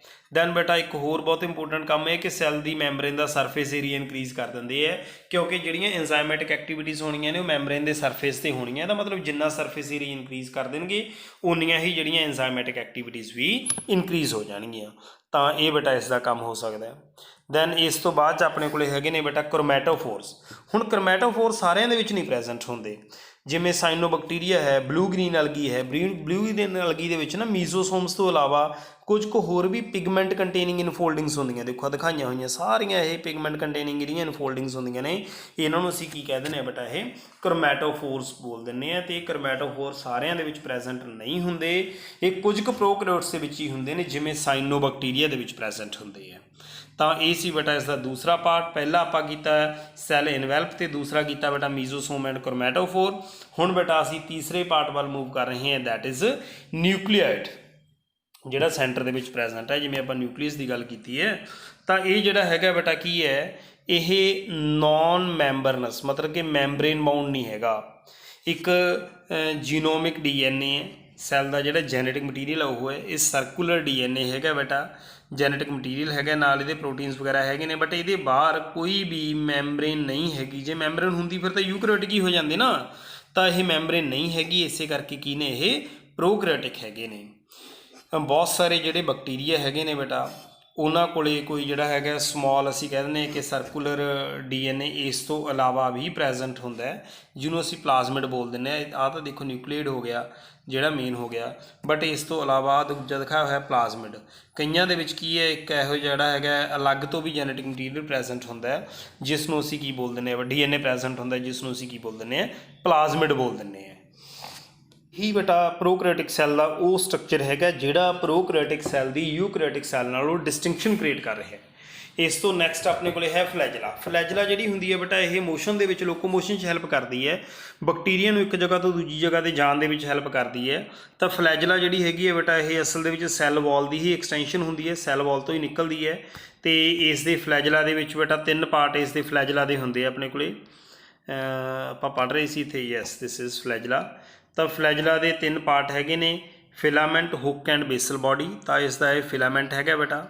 ਇਸ ਤੋਂ ਨੈਕਸਟ ਪੋਰਸ਼ਨ ਜਿਹੜਾ ਇਸ ਦਾ ਹੁੱਕ ਹੈ, ਅਤੇ ਬੇਸਲ ਬਾਡੀ। ਬੇਸਲ ਬਾਡੀ ਉਹ ਪਾਰਟ ਹੈਗਾ ਜਿੱਥੇ ਫਲੈਜਲਾ ਜਿਹੜੀ ਹੈਗੀ ਹੈ ਉਹ ਸੈੱਲ ਵਾਲ ਦੀ ਐਕਸਟੈਂਸ਼ਨ ਦੀ ਫਾਰਮ ਦੇ ਵਿੱਚ ਸੈੱਲ ਤੋਂ ਬਾਹਰ ਆ ਜਾਂਦੀ ਹੈ। ਇਹਦਾ ਲੌਂਗੈਸਟ ਪੋਰਸ਼ਨ ਕਿਹੜਾ ਬੇਟਾ? ਉਹ ਫਿਲਾਮੈਂਟ ਹੈਗਾ। ਤਾਂ ਜਿਹੜੇ ਬੇਟਾ ਆਹ ਲਾਈਨਾਂ ਲਿਖੀਆਂ ਨਾ, ਬਿਲਕੁਲ ਐਗਜ਼ੈਕਟਲੀ ਇਹ ਤੁਹਾਡੀ ਬੁੱਕ ਦੇ ਵਿੱਚੋਂ ਚੱਕੀਆਂ ਹੋਈਆਂ ਨੇ, ਇਸ ਕਰਕੇ ਜਦੋਂ ਬੁੱਕ ਦੇ ਵਿੱਚੋਂ ਪੜ੍ਹੋਗੇ ਤਾਂ ਉਹਨੂੰ ਬਹੁਤ ਸੌਖਾ ਲੱਗੂਗਾ ਬੇਟਾ। ਉਹੀ ਬਿਲਕੁਲ ਸੇਮ ਡਿਟੋ ਲਾਈਨਾਂ ਚੱਕੀਆਂ ਹੋਈਆਂ। ਨੈਕਸਟ ਜਿਹੜਾ 5th ਪਾਰਟ ਆ ਗਿਆ, ਦੈਟ ਇਜ਼ ਪਿਲਾਈ ਐਂਡ ਫਿੰਬਰੀ। ਤਾਂ ਇਸ ਦੇ ਵਿੱਚ ਬੇਟਾ ਜਿਹੜੇ ਇਹ ਪਿਲਾਈ ਅਤੇ ਫਿੰਬਰੀ ਇਹਦੇ ਸਰਫੇਸ ਦੇ ਉੱਤੇ ਪ੍ਰੈਜ਼ੈਂਟ ਹੁੰਦੇ ਨੇ। ਜਿਵੇਂ ਫਲੈਜਲਾ ਹੁੰਦੀ ਹੈ ਲੋਕੋਮੋਸ਼ਨ 'ਚ ਹੈਲਪ ਕਰਦੀ ਹੈ, ਇਹ ਮੋਟੈਲਿਟੀ ਦੇ ਵਿੱਚ ਜਾਂ ਲੋਕੋਮੋਸ਼ਨ ਦੇ ਵਿੱਚ, ਮੋਟੈਲਿਟੀ ਮਤਲਬ ਮੂਵ ਕਰਨ, ਉਹਦੇ ਵਿੱਚ ਕੋਈ ਰੋਲ ਪਲੇ ਨਹੀਂ ਕਰਦੀਆਂ। ਤਾਂ ਇਸ ਦੇ ਵਿੱਚ ਆਪਣੇ ਕੋਲੇ ਪਿਲਾਈ ਹੈਗੀਆਂ ਨੇ ਬੇਟਾ, ਫਿੰਬਰੀ ਹੈਗੀਆਂ ਨੇ, ਬ੍ਰਿਸਟਲ ਲਾਈਕ ਫਾਈਬਰਸ ਹੈਗੀਆਂ ਜਿਹੜੇ ਸੈੱਲ ਤੋਂ ਬਾਹਰ ਨਿਕਲਦੇ ਨੇ। ਤਾਂ ਇਹ ਜਿਹੜੇ ਹੁੰਦੇ ਨਾ, ਕਈ ਵਾਰੀ ਕੀ ਹੁੰਦਾ, ਜਿਵੇਂ ਸੈੱਲ ਨੂੰ ਕਿਸੇ ਸਬਸਟ੍ਰੇਟਮ ਦੇ ਉੱਤੇ ਫਿਕਸ ਕਰਨਾ ਹੈ, ਬੈਕਟੀਰੀਆ ਨੇ ਆਪਣੇ ਆਪ ਨੂੰ ਕਿਸੇ ਸਬਸਟ੍ਰੇਟਮ 'ਤੇ ਰੌਕਸ ਵਗੈਰਾ ਦੇ ਉੱਤੇ ਫਿਕਸ ਕਰਨਾ ਹੈ, ਤਾਂ ਉਹਦੇ ਵਿੱਚ ਇਹ ਹੈਲਪ ਕਰਦੀਆਂ ਨੇ। ਬਟ ਇਹ ਮੋਟੈਲਿਟੀ ਦੇ ਵਿੱਚ ਲੋਕੋਮੋਸ਼ਨ 'ਚ ਨਹੀਂ ਰੋਲ ਪਲੇ ਕਰਦੀਆਂ। ਲੋਕੋਮੋਸ਼ਨ 'ਚ ਰੋਲ ਪਲੇ ਕੌਣ ਕਰਦਾ ਹੈ? ਉਹ 'ਚ ਫਲੈਜਲਾ ਹੀ ਆਪਣਾ ਰੋਲ ਪਲੇ ਕਰਦਾ ਹੈ। Then next is ribosomes. Ribosomes ਜਿਹੜੀਆਂ ਹੈਗੀਆਂ ਨੇ ਬੇਟਾ, ਇਹ ਪਲਾਜ਼ਮਾ ਮੈਂਬਰੇਨ ਦੇ ਨਾਲ ਐਸੋਸੀਏਟਡ ਆਰਗੈਨਲੀਜ਼ ਨੇ। ਇਹਨਾਂ ਦਾ ਸਾਈਜ਼ 15 ਤੋਂ 20 ਨੈਨੋਮੀਟਰ ਹੁੰਦਾ ਹੈ। ਤਾਂ ਇਹ ਜਿਹੜਾ ਹੈਗਾ ਬੇਟਾ 2 ਯੂਨਿਟਸ ਦੀਆਂ ਬਣੀਆਂ ਹੁੰਦੀਆਂ ਰਾਈਬੋਸੋਮ। ਜਿਵੇਂ ਆ ਦੇਖੋ, ਇੱਕ ਸਮੋਲਰ ਯੂਨਿਟ ਹੈ ਅਤੇ ਇੱਕ ਹੈਗੀ ਹੈ ਬੇਟਾ ਲਾਰਜਰ ਯੂਨਿਟ। ਤਾਂ ਪ੍ਰੋਕੈਰੀਓਟਿਕ ਦੇ ਵਿੱਚ ਵੀ ਰਾਈਬੋਸੋਮਸ ਹੁੰਦੇ ਨੇ, ਅਤੇ ਰਾਈਬੋਸੋਮਸ ਯੂਕੈਰੀਓਟਸ ਦੇ ਵਿੱਚ ਵੀ ਹੁੰਦੇ ਨੇ। ਦੋਨਾਂ 'ਚ ਹੀ, ਪ੍ਰੋਕੈਰੀਓਟਸ ਦੇ ਵਿੱਚ ਵੀ ਅਤੇ ਯੂਕੈਰੀਓਟਸ ਦੇ ਵਿੱਚ ਵੀ ਰਾਈਬੋਸੋਮ ਦਾ ਸਟਰਕਚਰ ਹੈਗਾ ਸੇਮ, ਬਿਲਕੁਲ ਸੇਮ ਹੈ। ਕੀ ਸਟਰਕਚਰ ਹੈ ਇਸ ਦਾ? ਸਟਰਕਚਰ ਇਹਦਾ ਇਹ ਹੈ ਕਿ ਇੱਕ ਸਮੋਲਰ ਸਬ ਯੂਨਿਟ ਹੁੰਦੀ ਹੈ, ਇੱਕ ਲਾਰਜਰ ਹੁੰਦੀ ਹੈ, ਦੋਨੇ ਕੰਬਾਈਨ ਕਰਕੇ ਕੀ ਬਣਾਉਂਦੀਆਂ ਨੇ? ਰਾਈਬੋਸੋਮ ਬਣਾਉਂਦੇ ਨੇ। ਤਾਂ ਜਿਹੜਾ ਇਹਨਾਂ ਦਾ ਬੇਟਾ ਇਹ ਐਸ ਲਿਖਿਆ ਨਾ, ਨਾਲ ਸੈਡੀਮੈਂਟੇਸ਼ਨ ਕੋਫੀਸ਼ੀਐਂਟ ਹੁੰਦਾ ਹੈ, ਵੀ ਡੈਂਸਿਟੀ ਦੇ ਬੇਸ 'ਤੇ ਇਹ ਕਿੰਨੇ ਕੁ ਟਾਈਮ ਦੇ ਵਿੱਚ ਸੈਟਲ ਹੁੰਦੀਆਂ ਨੇ, ਉਹਦੇ ਬੇਸ ਦੇ ਉੱਤੇ ਜਿਹੜੀ ਸਮਾਲਰ ਸਬ ਯੂਨਿਟ ਹੈ ਇਹ 30 ਐਸ ਹੈ ਇਹਦੀ ਸੈਡੀਮੈਂਟੇਸ਼ਨ ਕੋਫੀਸ਼ੀਐਂਟ, ਅਤੇ ਲਾਰਜਰ ਦਾ 50 ਹੈ। ਬਟ ਜਦੋਂ ਕੰਬਾਈਨ ਕਰਦੇ ਆ ਤਾਂ ਇਹ 70s ਹੈ। ਤੁਸੀਂ ਇਹ ਨਾ ਸੋਚੋ ਕਿ 50 ਤੇ 30 ਤਾਂ 80 ਹੋਣਾ ਚਾਹੀਦਾ, ਐ ਨਹੀਂ। ਇਹ ਬੇਟਾ ਜਿਹੜੇ ਕੱਲੀ ਸਮੋਲਰ ਸਬ ਯੂਨਿਟ ਦੀ ਜੇ ਸੈਡੀਮੈਂਟੇਸ਼ਨ ਦੇਖੀਏ ਤਾਂ ਉਹ 30 ਸੈਕਿੰਡਸ ਜਿਹੜੀ ਹੈਗੀ ਆਉਂਦੀ ਹੈ, ਅਤੇ ਜੇ ਅਸੀਂ ਬੇਟਾ ਦੇਖੀਏ ਤਾਂ ਇਹਦੀ ਲਾਰਜ ਸਬ ਯੂਨਿਟ ਦੀ ਉਹ 50s ਆ ਜਾਂਦੀ ਹੈ, ਬਟ ਕੰਬਾਈਨ ਕਰਕੇ ਕੀ ਆਉਂਦੀ ਹੈ 70s। ਅਤੇ ਜਿਹੜਾ ਆਪਣੇ ਕੋਲ ਯੂਕੈਰੀਓਟਿਕ ਹੈ ਉਹਦੀ ਵੱਡੀ ਯੂਨਿਟ ਜਿਹੜੀ ਉਹ 60s ਹੈ, ਸਮੋਲ ਯੂਨਿਟ 40s ਹੈ, ਬਟ ਕੰਬਾਈਨ ਕਰਕੇ ਕੀ ਆਉਂਦਾ 80s। ਇਹਦਾ ਮਤਲਬ ਤੁਹਾਡੇ ਲਈ ਸਿਰਫ ਇਹ ਯਾਦ ਰੱਖਣ ਵਾਲੀ ਗੱਲ ਹੈ ਕਿ ਪ੍ਰੋਕੈਰੀਓਟਿਕ ਰਾਈਬੋਸੋਮ ਤੇ ਯੂਕੈਰੀਓਟਿਕ ਰਾਈਬੋਸੋਮ 'ਚ ਡਿਫਰੈਂਸ ਇਹ ਹੈ ਕਿ prokaryotic ribosome is 70s and eukaryotic ribosome is 80s। ਤਾਂ ਹੁਣ ਇਹ ਰਾਈਬੋਸੋਮ ਕਰਦੇ ਕੀ ਨੇ ਬਈ ਸੈੱਲ ਦੇ ਵਿੱਚ? ਰਾਈਬੋਸੋਮ ਸੈੱਲ ਦੀ ਪ੍ਰੋਟੀਨ ਫੈਕਟਰੀ ਹੁੰਦੀ ਹੈ, ਪ੍ਰੋਟੀਨ ਸਿੰਥਸਿਸ ਦੇ ਵਿੱਚ ਹੈਲਪ ਕਰਦੇ ਆ, ਸਾਈਟੋਪਲਾਜ਼ਮ ਦੇ ਵਿੱਚ ਪ੍ਰੈਜ਼ੈਂਟ ਹੁੰਦੇ ਨੇ। ਸਾਈਟੋਪਲਾਜ਼ਮ ਦੇ ਵਿੱਚ ਬੇਟਾ mRNA ਤੇ tRNA ਦੀ ਹੈਲਪ ਦੇ ਨਾਲ ਬੇਟਾ ਇਹ ਕੀ ਕਰਦੇ ਨੇ ਪ੍ਰੋਟੀਨ ਸਿੰਥਸਿਸ ਕਰਦੇ ਨੇ, ਪ੍ਰੋਟੀਨ ਬਣਾਉਂਦੇ ਨੇ, ਅਤੇ ਇਹੀ ਪ੍ਰੋਟੀਨ ਸੈੱਲ ਦੇ ਵਿੱਚ ਫਿਰ ਜਾ ਕੇ ਆਪਣਾ ਅਲੱਗ-ਅਲੱਗ ਕੰਮ ਕਰਦੇ ਨੇ, ਕਿਉਂਕਿ ਸਾਡੇ ਸੈੱਲ ਦੇ ਵਿੱਚ ਬੇਟਾ ਜਿਹੜੇ ਐਂਜ਼ਾਈਮਸ ਨੇ ਉਹ ਵੀ ਪ੍ਰੋਟੀਨ ਨੇ, ਸਾਡੀ ਬਾਡੀ ਦੇ ਹਾਰਮੋਨਸ ਨੇ, ਕੋਈ ਐਂਟੀਬਾਡੀਜ਼ ਆ ਗਈਆਂ, ਇਹ ਸਾਰੇ ਕੀ ਨੇ by nature these are proteins. ਤਾਂ ਇਹ ਸਾਰੀ ਪ੍ਰੋਟੀਨ ਸਿੰਥਸਿਸ ਕਿੱਥੇ ਹੁੰਦੀ ਹੈ ਬੇਟਾ? ਇਹ ਰਾਈਬੋਸੋਮਸ ਦੇ ਉੱਤੇ ਹੀ ਹੁੰਦੀ ਹੈ। ਰਾਈਬੋਸੋਮ ਤੋਂ ਬਾਅਦ 'ਚ ਬੇਟਾ ਜਿਹੜਾ ਨੈਕਸਟ ਇਸ ਦੇ ਵਿੱਚ ਲਾਸਟ ਪੋਰਸ਼ਨ ਆ ਗਿਆ that is inclusion bodies. So inclusion bodies ਕੀ ਨੇ? ਕੁਝ ਕੁ ਨੋਨ ਮੈਂਬਰੇਨਸ ਬਾਡੀਜ਼ ਨੇ ਜਿਹੜੀਆਂ ਰਿਜ਼ਰਵ ਮਟੀਰੀਅਲ ਵਗੈਰਾ ਬੇਟਾ ਸਟੋਰ ਕਰਦੀਆਂ ਅਤੇ ਸਾਈਟੋਪਲਾਜ਼ਮ ਦੇ ਵਿੱਚ ਫਰੀਲੀ ਪ੍ਰੈਜ਼ੈਂਟ ਹੁੰਦੀਆਂ ਨੇ।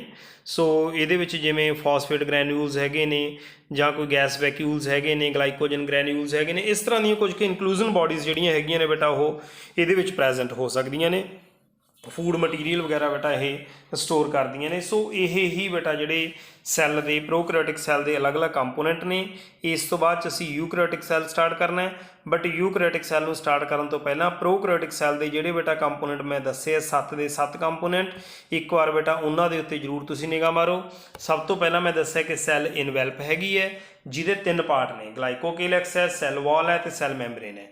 ਮੀਜ਼ੋਸੋਮ ਜਿਹੜੀ ਬੇਟਾ ਉਹ ਸੈੱਲ ਮੈਂਬਰੇਨ ਦੀ ਇਨਵਰਡ ਫੋਲਡਿੰਗ ਸੀਗੀ। ਨਿਊਕਲੀਅਸ ਹੈਗਾ, ਨਿਊਕਲੀਆਇਡ ਹੈ ਜਿਹਦੇ ਉੱਤੇ ਕੋਈ ਵੀ ਮੈਂਬਰੇਨ ਨਹੀਂ ਹੈ। ਫਲੈਜਲਾ ਲੋਕੋਮੋਸ਼ਨ 'ਚ ਹੈਲਪ ਕਰਦਾ ਜਿਹਦੇ 3 ਪਾਰਟ ਦੱਸੇ ਆ ਬੇਟਾ। ਦੈਨ ਆਪਣੇ ਕੋਲ ਆ ਗਿਆ ਪਿਲਾਈ ਅਤੇ ਫਿੰਬਰੀ ਜਿਹੜੇ ਇਹਨੂੰ ਅਟੈਚ ਵਗੈਰਾ ਕਰਨ 'ਚ ਹੈਲਪ ਕਰਦੇ ਆ। ਰਾਈਬੋਸੋਮਸ ਜਿਹੜੇ ਪ੍ਰੋਟੀਨ ਸਿੰਥਸਿਸ ਕਰਦੇ, ਇਨਕਲੂਜਨ ਬਾਡੀ ਚੀਜ਼ ਕੁਛ ਰਿਜ਼ਰਵ ਫੂਡ ਮਟੀਰੀਅਲ ਵਗੈਰਾ ਰੱਖਦੇ ਹੈ। ਸੋ ਇਹ ਹੈ ਬੇਟਾ ਕੰਪਲੀਟ ਸਟਰਕਚਰ ਆਫ ਪ੍ਰੋਕੈਰੀਓਟਿਕ ਸੈੱਲ। ਮੈਂ ਉਮੀਦ ਕਰਦਾ ਕਿ ਤੁਹਾਨੂੰ ਪ੍ਰੋਕੈਰੀਓਟਿਕ ਸੈੱਲ ਦਾ ਸਟਰਕਚਰ ਵਧੀਆ ਤਰੀਕੇ ਨਾਲ ਸਮਝ ਲੱਗਿਆ ਹੋਊਗਾ। ਹੁਣ ਤੁਸੀਂ ਬੇਟਾ ਬੁੱਕ ਦੇ ਵਿੱਚੋਂ ਇਸ ਟੌਪਿਕ ਨੂੰ ਪੜ੍ਹੋ। ਐਜ਼ ਸੱਚ ਤੁਹਾਨੂੰ ਬਿਲਕੁਲ ਇਹੀ ਸੇਮ ਲਾਈਨਾਂ ਬੁੱਕ ਦੇ ਵਿੱਚੋਂ ਮਿਲਣਗੀਆਂ। ਸੋ ਅੱਜ ਦੇ ਲਈ ਬੇਟਾ ਇੰਨਾ ਹੀ ਬਹੁਤ ਹੈ। ਕੱਲ੍ਹ ਨੈਕਸਟ ਲੈਕਚਰ ਦੇ ਵਿੱਚ ਆਪਾਂ ਯੂਕੈਰੀਓਟਿਕ ਸੈੱਲ ਦਾ ਸਟਰਕਚਰ ਸਟੱਡੀ ਕਰਾਂਗੇ। ਸੋ ਬੇਟਾ ਇਹ ਸੀ ਸਾਡਾ ਅੱਜ ਦਾ ਟੌਪਿਕ ਜਿਹਦੇ ਵਿੱਚ ਅਸੀਂ ਮੇਨਲੀ ਪ੍ਰੋਕੈਰੀਓਟਿਕ ਸੈੱਲ ਬਾਰੇ ਸਟੱਡੀ ਕੀਤਾ। ਬਿਲਕੁਲ ਬੇਸਿਕ ਜਿਹਾ ਚੈਪਟਰ ਸੀ ਬੇਟਾ, ਅੱਜ ਬੇਸਿਕ ਟੌਪਿਕ ਸੀਗਾ, ਕੁਝ ਬਹੁਤਾ ਕੰਪਲੀਕੇਟਡ ਨਹੀਂ ਸੀ।